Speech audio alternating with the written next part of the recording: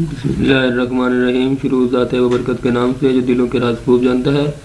अस्सलाम वालेकुम दोस्तों, मेरा नाम है गुलाम नबी और आप देख रहे हैं मेरा YouTube channel physics Shaheen Pakistan. तो आज दोस्तों हम जो पढ़ने जा रहे हैं उसका नाम है मास मापने के आलात। ये क्लास नाम का सबक है मास मापने के आलात। तो इसके अंदर आज हम पढ़ेंगे कि मास किस तरह से मापा जा सकता है और किन किन आलात के ज़रिए से मापा जा सकता है। जिसमें जो आमतौर पर आलात इस्तेमाल किए जाते हैं उनमें नंबर 1 पे है फिजिकल बैलेंस, नंबर 2 पे है लीवर बैलेंस और नंबर 3 पे है इलेक्ट्रॉनिक बैलेंस। लेकिन आज जो हम पढ़ने वाले हैं उसका नाम है फिजिकल बैलेंस। तो इसके बारे में आज हम पढ़ेंगे। तो इससे पहले आपसे गुजारिश है कि अगर आपने अभी तक हमारा चैनल सब्सक्राइब नहीं किया तो चैनल को लाजिम सब्सक्राइब कर दें और साथ है बेल आइकन पर लाजिम क्लिक कर दें, क्योंकि आप पूरी यूट्यूब पर छान मारें तो आपको कहीं भी ऐसे लेक्चर नहीं मिलने वाले। लेक्चर आपको मिलेंगे उर्दू मीडियम, लेकिन उनके अंदर जो एक्सप्लेनेशन की जाती है, जो वजाहत की जाती है वो उर्दू में नहीं होती, वो इंग्लिश में होती है। इसलिए जो उर्दू मीडियम स्टूडेंट्स हैं उनके लिए फिर मसला होता है। तो इसलिए आप हमारे चैनल को सब्सक्राइब कर दें और साथ है बेल आइकन पर लाजमी क्लिक करें और अपने दोस्तों के साथ शेयर करें। जी, तो अब हम बढ़ते हैं मास मापने के आलात पे। शुरू के ज़माने के अंदर अनाज की पैमाइश के लिए बर्तन इस्तेमाल किए जाते थे, लेकिन जो रूमी और यूनानी थे वो नाप तोल के या किसी चीज़ का वजन मालूम करने के लिए, मास मालूम करने के लिए तराजू इस्तेमाल करते थे, जिसको बीम बैलेंस भी कहा जाता है। जैसा कि नीचे आप शक्ल में दे सकते हैं, ये इसका एक पलड़ा है, ये इसका दूसरा पलड़ा है। एक पलड़े में वेट रखा जाता था, यानी कि बाट रखे जाते थे जिनका बदला हमें मालूम होता था कि किलो है, 2 किलो है, 3 किलो। दूसरी तरफ जो दूसरा पलड़ा है उसमें नामालूम मिकदार जो है उसका वजन किया जाता था, उसको रखा जाता था। दोनों बराबर हो जाते थे, तब हम उसको कह सकते थे कि इसका वजन इतना है, या हमें वो मालूम हो जाता था। ये बहुत से इलाकों में आजकल इस्तेमाल हो रहे हैं। इसके एक पलड़े में नामालूम मुनासिब नामालूम मिकदार की शय रखी जाती है, दूसरे पलड़े में मुनासिब मालूम मास डालकर बैलेंस को मुतवाजन किया जाता है। आजकल मार्केट के अंदर बहुत से मुख्तलिफ किस्म के मैकेनिकल और इलेक्ट्रॉनिक बैलेंस जो हैं वो भी इस्तेमाल किए जाते हैं। ये आपने ज़्यादातर पंसारी और मिठाई की जो दुकान है उस पर इलेक्ट्रॉनिक बैलेंस देखे होंगे, जिनके अंदर हम बीम बैलेंस की निस्बत ज़्यादा अच्छी तरह से उनकी पैमाइश कर सकते हैं, उनको माप सकते हैं, उनका वजन मालूम कर सकते हैं, मास मालूम कर सकते हैं। तो अब हम आगे पढ़ते हैं फिज़िकल बैलेंस।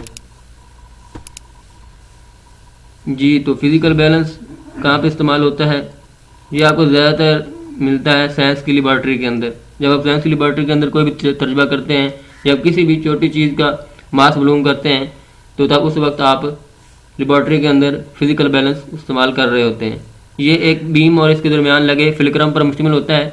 जिस तरह से आप तस्वीर में देख सकते हैं कि ये हमारे पास बीम है और दरमियान में जो ये नीचे जो आ रही है ये लाइन सी, इसको हम फिलक्रम कहते हैं। जो ऊपर वाला है इसको हम बीम कहते हैं, जिसके दोनों सिरों पर लगे हुक की मदद से एक एक पलड़ा लटका दिया जाता है।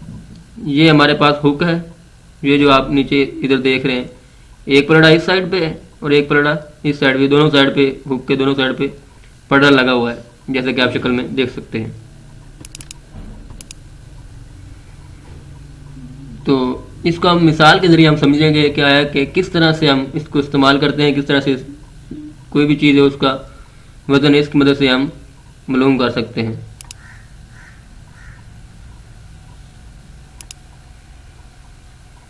तो फिज़िकल बैलेंस की मदद से एक छोटे से पत्थर के टुकड़े का मास हम मालूम करेंगे। तो उसके लिए हमें क्या करना है कि सबसे पहले तो हमें यह करना है कि बैलेंस के प्लेटफॉर्म को लेवल करने के लिए लेवलिंग स्क्रूज को प्लम लाइन की मदद से मुनज़्ज़म करना है। जो लेवलिंग स्क्रूज हैं ये वाले, इनको हमने प्लम लाइन की मदद से लेवल करना है। यानी जब हम प्लम लाइन की मदद से इनको लेवल करेंगे तो तब जो बैलेंस है वो एक लेवल के अंदर आ जाएगा, यानी कि ना वो ज़्यादा ऊंचा होगा ना या नीचे होगा, दोनों तरफ से वो एक जैसा हो जाएगा। उसके बाद हमने क्या करना है कि अरेस्टिंग नाव को क्लॉकवाइज सीमत में घुमाकर बीम को आहिस्ता से बुलंद करना है। अरेस्टिंग नाव, ये जो नाव है, ये जो लगी हुई नाव, इसको हमने क्लॉकवाइज क्या होता है, जिस तरह से घड़ी चलती है तो घड़ी क्लॉकवाइज चलती है, तो उस सीमत में हमने इसको घुमाना है और बीम को आहिस्ता से बुलंद करना है। ये जो बीम है ना, इसको थोड़ा सा ऊपर करना है और इसको घुमा देना है। तो उसके बाद क्या होने वाला है कि बीम के किनारों पर मौजूद मुतवाजन करने वाले स्क्रूज की मदद से सुई को सिफर पर लाएं। बीम के जो किनारे हैं उन पे जो नंबर्स हैं उनको मुतवाजन करने के लिए हमने स्क्रूज की मदद से सुई को सिफर पे लाना है। तो स्क्रूज है उसको हम सिफर पे लेके आएंगे तो तब ये जाके ठीक हो जाएगा। नंबर 3 पे क्या करना है हमने कि रेस्टिंग नाब को वापस घुमाकर जो रेस्टिंग नाब है, पहले हमने क्लॉकवाइज घुमाया था, अब हम एंटी क्लॉकवाइज घुमाएंगे, यानी जैसे घड़ी चलती है तो उसकी दूसरी सीमत में हम घुमाएंगे, तो फिर उसी को वापस उसी सहारों पर रखना, यानी पहले जहाँ पे था उस पर लेके आना है। तो दिए गए पत्थर का टुकड़ा बाएं पलड़े में रखें। तो जो पत्थर का टुकड़ा है, जैसे ये आप देख सकते पत्थर का टुकड़ा रखा हुआ है बाएं पलड़े में, यहाँ पे ये रखना है पत्थर का टुकड़ा, और वेट बॉक्स में से मुनासिब मास दाएं पलड़े में रखें। जो दाएं पलड़ा है इसके अंदर हम वेट रखेंगे, या जिनको आप बाटर कह सकते हैं वो रखेंगे, और जब दोनों का वजन बराबर हो जाएगा तब हमें मालूम हो जाएगा कि इस पत्थर का वजन कितना है। और कहता है कि अगर सुई सिफर पर ना हो, यानी जब हम ये तरीकाकार कर रहे होंगे तो अगर सुई सिफर पर नहीं है तो हमने वापस बीम को वापस रख देना है और दोबारा फिर सिफर पे लेके आना है। अब दाएं पलड़े में मौजूद म्यारी मास में रद्दोबदल करें ताकि सुई बीम बुलंद करने की सूरत में सिफर पर रुक जाए। तो सिफर पर लाने के लिए क्या करना है हमने कि जो दाएं पलड़ा है, दाएं ये वाला पलड़ा, इसके अंदर जो मैस है इनको तब्दील करना है, यानी पहले अगर बड़ा रखा हुआ तो फिर छोटा रखना है, अगर छोटा रखा हुआ तो फिर बड़ा रखना है, और यहाँ तक करना है जब तक जो सुई है वो बुलंद करने की सूरत में सिफर पर आ जाए। तो दाएं पलड़े में मौजूद म्यारी नोट जब सिफर पर आ जाएगी तो फिर हमने क्या करना है कि दाएं पलड़े के अंदर जो म्यारी मैस है उनको नोट करना है वो कितने हैं, और उनका जो मजमू है वो बाएं पलड़े में मौजूद शय के मैस के बराबर होगा। यानी जितने बाट इधर होंगे और जब ये दोनों बराबर हो जाएंगे तो उसका मतलब ये होगा कि ये वाला जो है ये इतने किलो का या इतने ग्राम का है, ये इसका मैस है। तो अब हम इसको पढ़ लेते हैं कि इसको पेपर के अंदर किस तरह से लिख के आना है। ज़माना कदीम में अनाज की वमैश के लिए बर्तन इस्तेमाल किए जाते थे। तहम रोमी और यूनानी नाप तोल के लिए तराजू इस्तेमाल करते थे, जिस तरह से नीचे आप तराजू देख सकते हैं। बीम बैलेंस जैसा कि शक्ल में दिखाया गया, यह भी बहुत से इलाकों में आजकल इस्तेमाल हो रहा है। इसके एक पलड़े में मुनासिब नामालूम मिकदार या नामालूम मैस की शय रखी जाती है और दूसरे पलड़े में मुनासिब मालूम मासिर डालकर बैलेंस को मुतवाजन किया जाता है। फिजिकल बैलेंस, साइंस की लेबॉर्ट्री में फिजिकल बैलेंस की मदद से मुख्तलिफ इक़साम का मैस मालूम किया जाता है।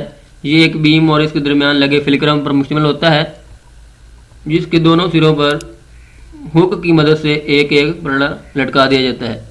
एक पलड़ा ये है और एक पलड़ा ये है, जैसा कि आप शक्ल में नीचे देख सकते हैं। फिजिकल बैलेंस की मिसाल जो है वो कुछ इस तरह से है कि फिजिकल बैलेंस की मदद से एक छोटे पत्थर के टुकड़े का हमने मास मालूम करना है। तो उसके लिए क्या करना है कि दी गई शय का मास मालूम करने के लिए दर्ज झेल इक़दाम करेंगे। ये दर्ज झेल तरीकाकार हम इख्तियार करेंगे तो हम उसका मैस मालूम कर सकते हैं। नंबर 1 पे क्या है कि बैलेंस के प्लेटफॉर्म को लेवल करने के लिए लेवलिंग स्क्रूज को प्लम लाइन की मदद से मुनज़्ज़म करें। ये हमारे पास प्लम लाइन लगी हुई है, ये जो लाइन नीचे आ रही है इसको हम प्लम लाइन कहते हैं। नंबर 2 पे है रेस्टिंग नाव को क्लॉकवाइज सीमत में घुमाकर बीम को ऐसे से बुलंद करें। क्लॉकवाइज सीमत में घुमाना है और ऐसे से बुलंद करना है, ऊपर करना है। बीम के किनारों पर मौजूद मुतवाजन करने वाले स्क्रूज की मदद से सुई को सिफर पर लाएं। नंबर 3 पे क्या है रेस्टिंग नाव को वापस घुमाकर बीम को वापस सहारे पर रखिए। दिया गया पत्थर का टुकड़ा बाएं पलड़े में रखिए। वेट बॉक्स, नंबर 4 पे क्या है वेट बॉक्स में मुनासिब म्यारी मास दाएं पलड़े में रखिए। बीम को उठाइए, अगर सुई सिफर पर ना हो तो बीम वापस रखिए। नंबर 5 पे क्या है कि अब दाएं पलड़े में मौजूद म्यारी मास में रद्दो बदल करें ताकि सुई बीम बुलंद करने की सूरत में सिफर पर रुक जाए। दाएं पलड़े में मौजूद म्यारी मास नोट करें, इन सब का मजमुआ बाएं पलड़े में मौजूद शय के मास के मुसावी होगा। तो यह था आज का हमारा लेक्चर। मेहंदी आपको वीडियो पसंद आई होगी। अगर वीडियो पसंद आई है तो वीडियो को लाइक कर दें। चैनल को अभी तक सब्सक्राइब नहीं किया तो चैनल को सब्सक्राइब कर दें। मिलते हैं नेक्स्ट वीडियो में, तब तक के लिए अल्लाह हाफिज़।